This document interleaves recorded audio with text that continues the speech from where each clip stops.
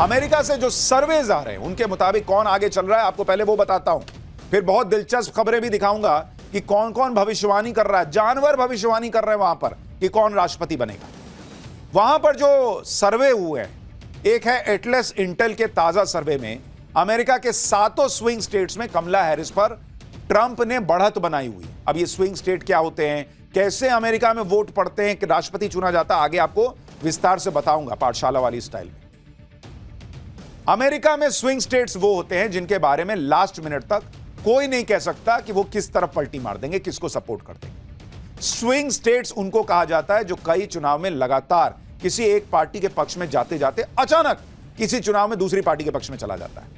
Swing state किसी एक party का गढ़ नहीं होते, यहां कांटे की टक्कर होती है, जीत हार का मार्जिन कम होता है, इसलिए कैंडिडेट यहां पर ज्यादा जोर लगाते हैं। स्विंग स्टेट भी हमेशा एक जैसे नहीं रहते, वो बदलते रहते हैं। जैसे इस बार के चुनाव में 7 स्टेट को स्विंग स्टेट माना गया है, लेकिन स्विंग स्टेट ही अमेरिका में हार जीत तय करते हैं। ये ऐसे है जैसे भारत में कहा जाता है कि दिल्ली का रास्ता यूपी से होकर जाता है। तो अमेरिका में ये 7 स्विंग स्टेट हैं जिनसे राष्ट्रपति पद तक रास्ता जाता है। CNN के सर्वे के मुताबिक 7 प्रमुख स्विंग राज्यों में दोनों उम्मीदवारों के लिए मामूली सी बढ़त है, तो मामला किधर भी जा सकता है। एक है 538, ये भी सर्वे करती है। इसका सर्वे कह रहा है कि 7 स्विंग राज्यों में से 4 में ट्रंप आगे हैं और 3 में कमला हैरिस को मामूली बढ़त है। अमेरिका में राष्ट्रपति का चुनाव इलेक्टोरल वोट से जीता जाता है। वहां सभी राज्यों को मिलाकर 538 इलेक्टोरल वोट होते हैं। जो जितने राज्य जीत लेता है उतने इलेक्टोरल वोट उस राज्य को के उसे मिल जाते हैं। चुनाव जीतने के लिए 270 इलेक्टोरल वोट चाहिए होते हैं। 272win.com के अनुसार कमला हैरिस को 226 और ट्रंप को 230 इलेक्टोरल वोट मिलना तय माना जा रहा है। यानी कमला हैरिस राष्ट्रपति बनने के लिए 270 के जादुई आंकड़े तक पहुंचने के लिए 44 अतिरिक्त इलेक्टोरल कॉलेज वोटों की जरूरत है और ट्रंप को 40 वोटों की जरूरत है। न्यूयॉर्क टाइम्स और सिएना कॉलेज के सर्वे में कमला हैरिस को स्विंग स्टेट्स के नेवादा, नॉर्थ कैरोलिना और विस्कॉन्सिन में बढ़त मिलती बताई गई, जबकि ट्रंप एरिजोना में मामूली अंतर से आगे हैं। यानी वहां भी अलग अलग सर्वेज में कोई एक बहुत अभूतपूर्व जीत मिलती हुई दिख रही हो किसी एक को, ऐसा नहीं है। लेकिन ज्यादातर सर्वे में डोनाल्ड ट्रंप आगे बताए जा रहे हैं। अमेरिका में राष्ट्रपति चुनाव का जो सिस्टम है वो भारत से अलग है। वहां पर राष्ट्रपति सीधे वोट से नहीं चुने जाते, बल्कि इलेक्टोरल वोट्स के सिस्टम से राष्ट्रपति को चुना जाता है। अब आप कहेंगे इलेक्टोरल वोट क्या है, भारत से कैसे अलग है, तो उसको भी आपको पाठशाला के अंदाज से समझाता हूं, ताकि आप जब राष्ट्रपति चुनाव के नतीजे आए तो समझ पाएं कि ओ बॉस, इसलिए डोनाल्ड ट्रंप हारे या जीते। देखिए, अमेरिकी चुनाव में होता क्या है, यूएस जो वहां पर राष्ट्रपति चुनाव होता है उसमें क्लियर कैंडिडेट की घोषणा होती है। हमारे जैसा हाल नहीं है कि इंडी गठबंधन है, हम जीत जाएंगे तो हम देख लेंगे किसको बनाना है। जैसे मोदी हैं तो राहुल गांधी का नाम बताइए पब्लिक को, वैसा हिसाब है। तो डेमोक्रेट और रिपब्लिकन 2 बड़ी पार्टियां हैं वहां पर। रिपब्लिकन के कैंडिडेट हैं डोनाल्ड ट्रंप, डेमोक्रेट की कमला हैरिस। तो नाम पता होता है, ये नहीं इंडी के गठबंधन की तरह देखेंगे जो ज्यादा जीतेगा उसको बना देंगे। वहां पर इलेक्टोरल वोट होते हैं, इलेक्टोरल वोट। अब ये क्या होता है आगे बताऊंगा, लेकिन ये टोटल कितना होता है, टोटल इलेक्टोरल वोट वहां पर अमेरिका में वो होता है 538। जैसे हमारे यहां 543 सीटें हैं ना लोकसभा में, और आपको जीतने के लिए 272 चाहिए, तो वहां पर आप एक तरीके से कह सकते हैं कि 538 सीटें हैं। उस भाषा में कह रहा हूं, वहां उसको इलेक्टोरल वोट कहते हैं। जीतने के लिए आपको या राष्ट्रपति बनने के लिए आपको कितने इलेक्टोरल वोट की जरूरत है, वहां पर जरूरत होती है 270। यहां सरकार बनाने के लिए कितने चाहिए होते हैं, 272। अब इसको थोड़ा और समझिए आसानी से कि इलेक्टोरल वोट होता क्या है। जैसे हमारे यहां हर राज्य में अलग अलग लोकसभा सीटें हैं, वैसे ही अमेरिका में अलग अलग राज्य हैं, वहां पर अलग अलग इलेक्टोरल वोट्स होते हैं, और ये इलेक्टोरल वोट्स आबादी के हिसाब से बदलते भी रहते हैं। जैसे अगर आप देखेंगे इलेक्टोरल वोट, कमला हैरिस हैं एक कैंडिडेट। अब कमला हैरिस किस राज्य से आती हैं भाई, कमला हैरिस का जो राज्य है वो है कैलिफोर्निया। कैलिफोर्निया राज्य से कमला हैरिस आती है। वहां पर इलेक्टोरल वोट्स ईवी वो कितने हैं भाई, 54। जैसे आप कहिए कि हमारे यहां यूपी में 80 सीट है ना, उसको सरल भाषा में आप कहिए जो इलेक्टोरल वोट है आप समझिए कि वहां 80 जैसे यूपी में सीट है, तो वहां कैलिफोर्निया में 54 सीट है। एक तरीके से साधारण भाषा में आप समझिए। उसी तरह से अगर आप ट्रंप का देखेंगे, ट्रंप का जो राज्य है वो है फ्लोरिडा। फ्लोरिडा में कितने इलेक्टोरल वोट्स है भाई? वहां पर है 30। अब आप कहेंगे सारा हिसाब तो अपने जैसा ही लग रहा है कि हमारे यहां जैसे सांसद चुने वहां पर भी वैसे ही 30 सीटें हैं, 54 सीटें हैं, तो इसमें अलग क्या है? अलग है, अभी आपको बताता हूं। वहां ज्यादातर राज्य ऐसे हैं जिनमें जिसे ज्यादा वोट मिलते हैं उस राज्य के सभी इलेक्टोरल वोट्स यानी सीटें उस पार्टी को या उस कैंडिडेट को मिल जाती है। जैसे अगर आप उदाहरण देखेंगे कि 2020 में क्या हुआ था अमेरिका में, 2020 में राज्य कौन सा, आपको उदाहरण के लिए बता रहा हूं। जैसे वहां पर राज्य है कैलिफोर्निया, ठीक है? तो कैलिफोर्निया राज्य में 2020 में क्या हुआ? टोटल इलेक्टोरल वोट्स कितने हैं वहां पर? 55 थे। अभी इस बार 54 है। मैंने आपको बताया ना कि वो चेंज होता रहता है आबादी के हिसाब से, तो भाई अभी वहां पर 54 हो गया है। पहले 2020 में 55 इलेक्टोरल वोट्स थे। कुल वोट कितने पड़े? कुल वोट पड़े वहां पर 1,70,00,000 वोट पड़े 2020 के चुनाव। अब बाइडेन उस वक्त चूंकि कैंडिडेट थे, तो बाइडेन के नाम पर डेमोक्रेट्स को कितने वोट मिले? 1,10,00,000। और डोनाल्ड ट्रंप जो चुनाव हार गए थे, ट्रंप को मिले 60,00,000 वोट, ठीक है? अब इसमें 54 जो सीटें हैं या 55 जो इलेक्टोरल वोट हैं, उसमें कई जगह ट्रंप के पार्टी को ज्यादा वोट मिले हों, लेकिन ऐसा नहीं है कि वो सीटें जो हैं या वो वोट जो हैं वो ट्रंप के पास जाएंगी। चूंकि 1 करोड़ से ज्यादा वोट मिल गए या ट्रंप से ज्यादा वोट बाइडेन को मिले, तो ये सारी 55 सीटें जो हैं वो किसके पास चली जाएंगी? जो बाइडेन के पास चली जाएंगी। तो हमारे यहां से उल्टा हिसाब है, वहां पर विनर टेक्स ऑल वाला हिसाब चलता है, यानी जिसको ज्यादा वोट मिला उस राज्य की सारी सीटें उसकी। हमारे यहां हिसाब कैसे है? जैसे अगर आप यहां देखिएगा भारत में क्या होता है, भारत में आप देखिए 2024 में क्या हुआ। आपको यूपी का उदाहरण देता हूं। यूपी में कितनी लोकसभा सीटें हैं? 80 लोकसभा सीटें। वोट पड़े कितने? यूपी में वोट इस बार पड़े थे 3,62,00,000, ठीक है? बीजेपी को, ये बीजेपी को वोट मिला, ठीक है? यूपी में ये बीजेपी का वोट बता रहा हूं आपको। बीजेपी को 3,62,00,000 वोट मिले और उसकी सीट कितनी आई थी? 33। जबकि आप सपा का वोट देखेंगे, सपा को वोट मिला था यहां पर यूपी में 2,94,00,000 और सपा की सीट कितनी आई थी? सपा को यूपी के अंदर सीट आई थी 37।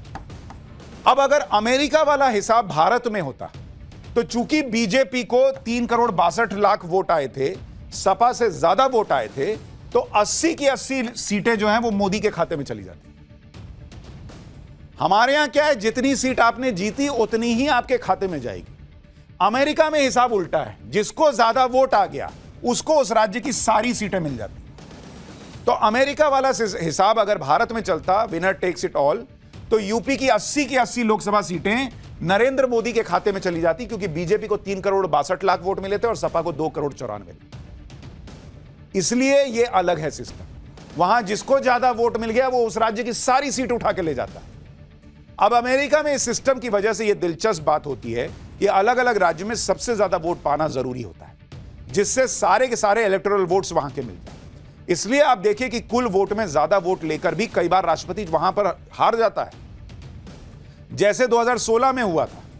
2016 में अमेरिकी चुनाव में हिलरी क्लिंटन को 6,58,00,000 वोट मिले, ट्रंप को 6,29,00,000 वोट मिले, लेकिन इलेक्टोरल वोट्स मिले हिलरी क्लिंटन को 227 और डोनाल्ड ट्रंप को 304, क्योंकि डोनाल्ड ट्रंप उन राज्यों में जीत गए जहां पर इलेक्टोरल वोट ज्यादा थे, जहां पर सीटें ज्यादा थी।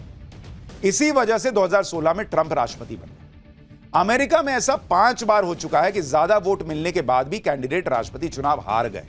यानी अमेरिका में सबसे अहम होता है राज्यों को जीतना, वहां पर दूसरे से ज्यादा वोट हासिल करना, जिससे सारे इलेक्टोरल वोट उसे मिल जाएं, और उससे भी ज्यादा इंपॉर्टेंट है बड़े राज्यों को जीतना।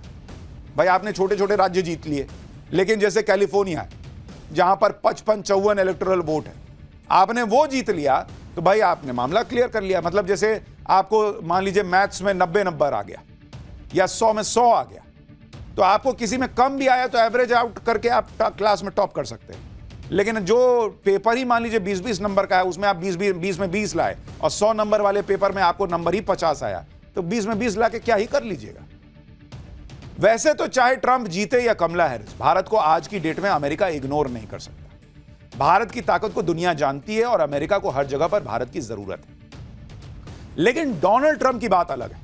अगर वो राष्ट्रपति बने तो अलग ही बात होगी, क्योंकि उनका झुकाव भारत के प्रति, नरेंद्र मोदी के प्रति, हिंदुओं के प्रति, कट्टरपंथियों को लेकर उनका जो विचार है वो बिल्कुल क्लियर है। डोनाल्ड ट्रंप वो नेता है जो नरेंद्र मोदी की दोस्ती को उस लेवल तक लेकर गए थे कि उन्होंने नरेंद्र मोदी के स्वागत के लिए अमेरिका में बड़ा कार्यक्रम तक करवाया था। खुद डोनाल्ड ट्रंप इस इवेंट में आए थे और डोनाल्ड ट्रंप जब भारत आए तो वो भी इसी तरह के एक बड़े कार्यक्रम में शामिल हुए थे। आपको याद होगा ये कार्यक्रम हुआ था। डोनाल्ड ट्रंप के राष्ट्रपति रहते हुए भी भारत और अमेरिका के रिश्ते बहुत मजबूत हुए। बाइडेन कमला हैरिस के कार्यकाल में दोस्ती तो बनी रही, लेकिन टकराव भी हुए। जैसे इस वक्त कनाडा से भारत के टकराव और आतंकी पन्नू को लेकर भारत और अमेरिका के रिश्ते में टकराव दिख रहा है, जबकि डोनाल्ड ट्रंप के राष्ट्रपति रहते हुए भारत और अमेरिका की दोस्ती ज्यादा मजबूत नजर आई थी। पीएम मोदी और डोनाल्ड ट्रंप के बीच बहुत अच्छी केमिस्ट्री देखने को मिली थी। डोनाल्ड ट्रंप खुलकर पीएम मोदी से अपने अच्छे रिश्ते और दोस्ती की बात करते हैं। पीएम मोदी भी डोनाल्ड ट्रंप को अपना अच्छा दोस्त बता चुके हैं।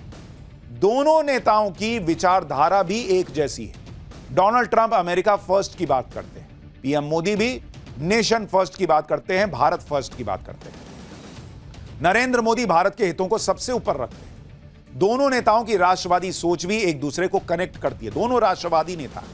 डोनाल्ड ट्रंप भी कोई भी बात खुलकर बिना हिचक के कहते हैं, पीएम मोदी भी बिना लाग लपेट के सीधे सीधे बात करते हैं। इसलिए ट्रंप और मोदी की जोड़ी जो है वो एक तरीके से कनेक्टेड मानी जाती है। ट्रंप का माहौल तो बना हुआ है, लेकिन जब तक नतीजे नहीं आते तब तक कुछ कहा नहीं जा सकता। हर कोई अपना अनुमान लगा रहा है, अलग अलग भविष्यवाणियां चल रही हैं। अमेरिका के चुनाव में सिर्फ चुनावी एक्सपर्ट या चुनावी पोल ही नहीं, बल्कि कुछ अलग तरह की भविष्यवाणी भी होती है। जैसे फुटबॉल वर्ल्ड कप के लिए लोग जानवरों से भविष्यवाणी कराते हैं, वैसे ही अमेरिका के चुनाव में भी होता है। इस वक्त अमेरिका के चुनाव में एक हिप्पोपोटामस जो है, दरियाई घोड़ा, उसकी भविष्यवाणी वायरल हो रही है। इस बेबी हिप्पो को थाईलैंड में रखा गया है और इसका नाम मू डेंग है। अब यह देखिए कि इस बेबी हिप्पो ने कैसे अमेरिका के चुनाव में भविष्यवाणी की। इस बेबी हिप्पो के सामने 2 कटे हुए तरबूज रख दिए गए। बेबी हिप्पो ने ट्रंप के नाम का तरबूज खाकर इशारा दिया कि ट्रंप ही अमेरिका का चुनाव जीत सकते हैं।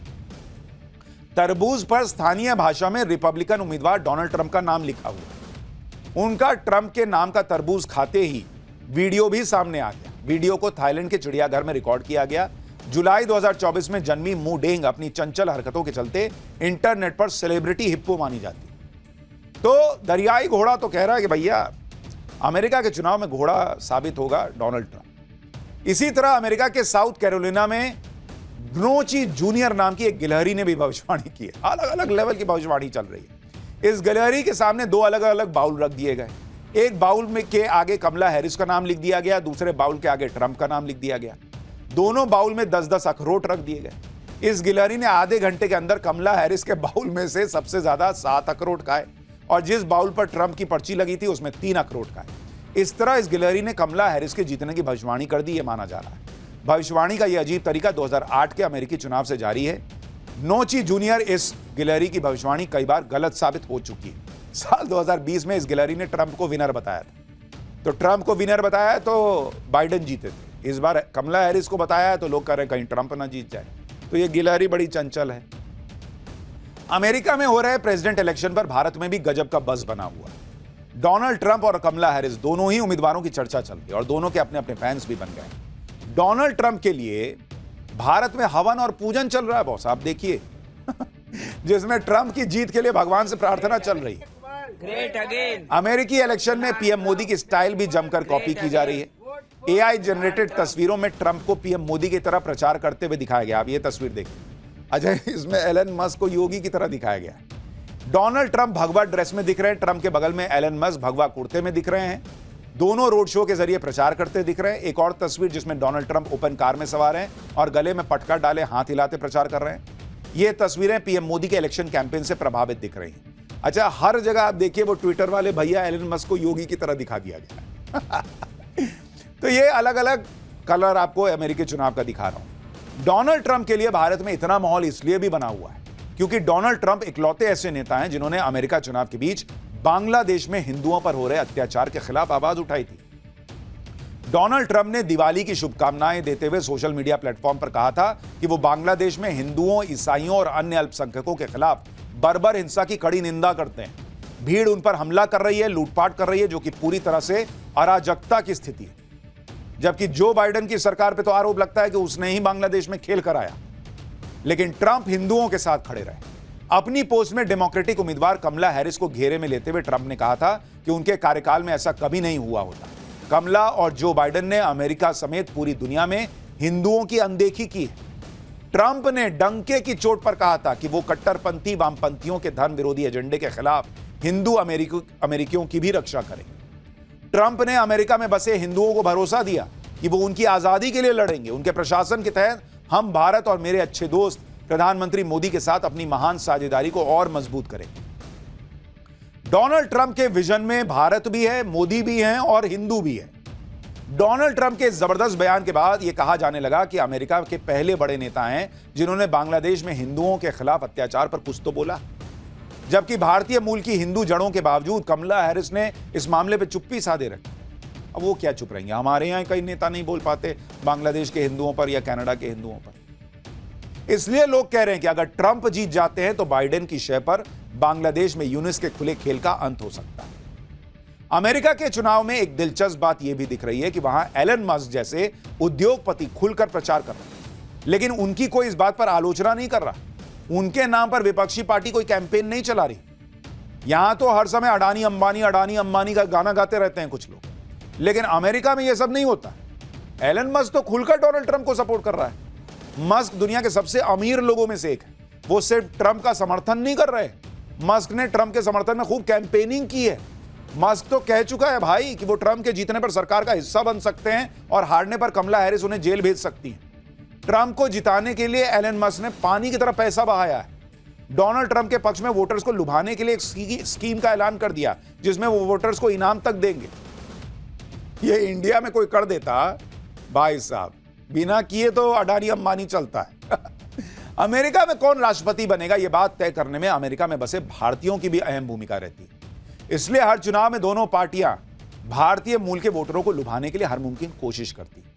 अमेरिका के सेंसस के मुताबिक साल 2020 में भारतीय मूल के अमेरिकियों की संख्या करीब 44 लाख थी। अमेरिका के कुल वोटर में भारतीयों की संख्या करीब 1%। लेकिन अमेरिका का चुनावी सिस्टम इस तरह का है कि ये 1% वोट भी पूरा चुनाव पलट सकता है, क्योंकि स्विंग स्टेट्स कहलाने वाले अमेरिका के 7 राज्यों के नतीजे जीत हार का फैसला करते हैं। इन सभी राज्यों में भारतीय अमेरिकी लोगों की जनसंख्या काफी अच्छी है और यहां भारतीय मूल के अमेरिकी वोटर्स की भूमिका अहम हो जाती है।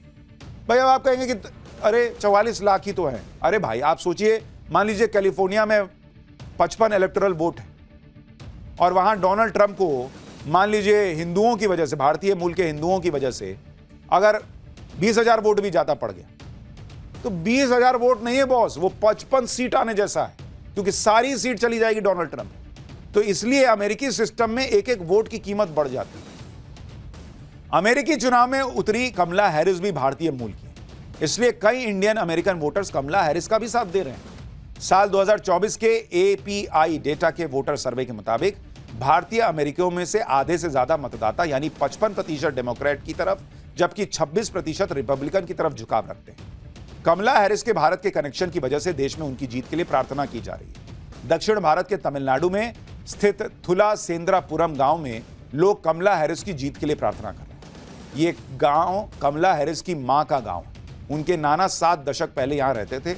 उसके बाद वो लगभग 200 किलोमीटर दूर चेन्नई शहर में बस गए। कमला हैरिस की मां का जन्म चेन्नई में हुआ और 19 साल की उम्र में अपनी पढ़ाई के लिए वो अमेरिका चली गई थी। गांव के मंदिर के बाहर कमला हैरिस का एक बड़ा सा पोस्टर लगाया गया है। साल 2014 में इस मंदिर के पुनर्निर्माण के लिए कमला हैरिस ने आर्थिक मदद भी दी थी। लेकिन बहुत सारे ऐसे लोग हैं जो कमला हैरिस को पसंद नहीं करते और उन्हें डोनाल्ड ट्रंप सही लगता है।